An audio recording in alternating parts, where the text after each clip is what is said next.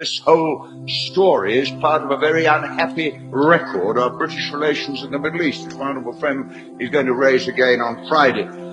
This Gulf War, looked at in the light of what we now know, was a war for profit, a war for oil, and a war for the control of the area. And now we are suddenly told that ministers who protested so vigorously about their defence of democracy and human rights were selling weapons to Saddam Hussein.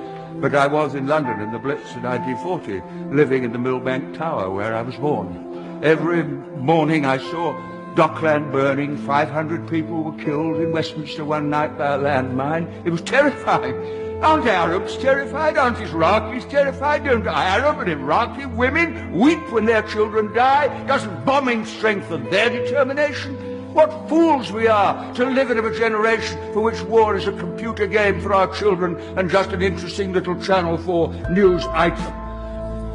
September the 11th was a dreadful event. 8,000 deaths in Afghanistan brought back none of those who died in the World Trade Center. Thousands more deaths in Iraq will not make things right.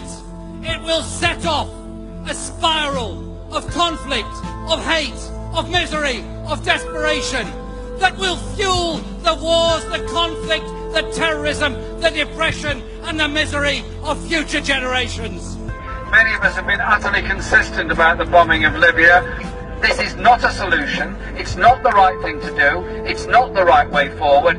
Western involvement brought about most of the problems. We arm them, we supply them, we profit from them, and we happily consort with them. The hypocrisy, the stench of hypocrisy, is something that gets on my nerves beyond belief. Whether it's a lack of strategy worth the name, the absence of credible ground troops, the missing diplomatic plan for a Syrian settlement, the failure to address the impact of the terrorist threat or the refugee crisis and civilian casualties, it's becoming increasingly clear that the Prime Minister's proposals for military action simply do not stack up. Bombs exported from Britain are being dropped on Yemeni children by Saudi pilots trained by Britain. Isn't it about time this government suspended its arms sales to Saudi Arabia?